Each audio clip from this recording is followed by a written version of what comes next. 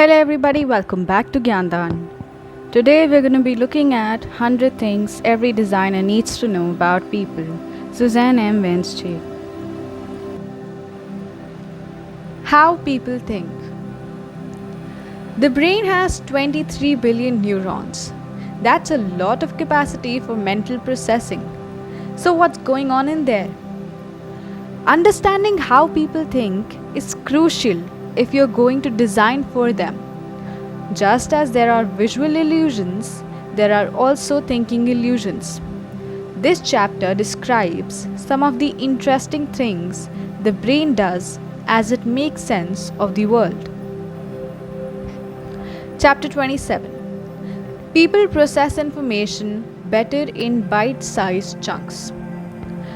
The brain can only process small amount of information at a time, consciously. That is, the estimate is that you handle 40 billion pieces of information every second, but only 40 of those make it to your conscious brain. One mistake that designers sometimes make is giving too much information all at once. Applying the concept of progressive disclosure.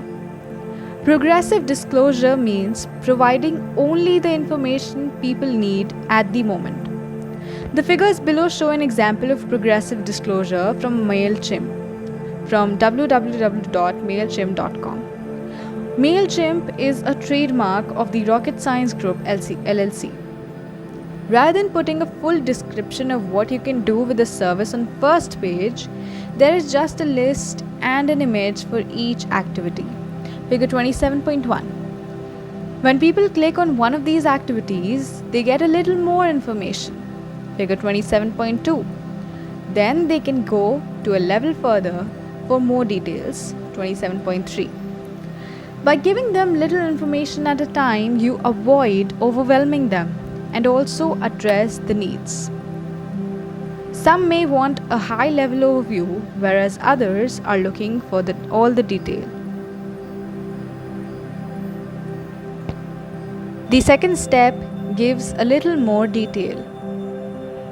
Finally, the third one, the last step, is for people who want even more information. Counting clicks isn't what counts. Progressive disclosure requires multiple clicks. You may have heard it said that websites should minimize the number of times people have to click to get detailed information. The number of clicks is not important. People are very willing to click multiple times. In fact, they won't even notice if they're clicking if they're getting the right amount of information at each click to keep them going down the path. Think progressive disclosure. Don't count clicks. Know who needs what when. Progressive disclosure is a great technique, but it assumes that you know what most people want most of the time. If you haven't done your research on that, then you could end up with a frustrating site, with most people having to spend a lot of time searching for the information they're looking for. Progressive disclosure only works if you know what most people will be looking for at each part of the path.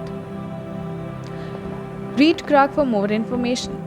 A great book about designing interfaces that don't require people to think too much is Steve Krug's Don't Make Me Think. The origins of progressive disclosure. The term progressive disclosure was first used by J.M. Keller.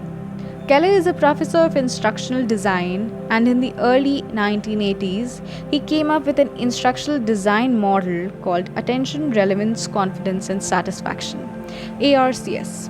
Progressive disclosure is a part of ARCS model. Present only the information the learner needs at the moment. Key takeaways. Use progressive disclosure. Show people what they need when they need it.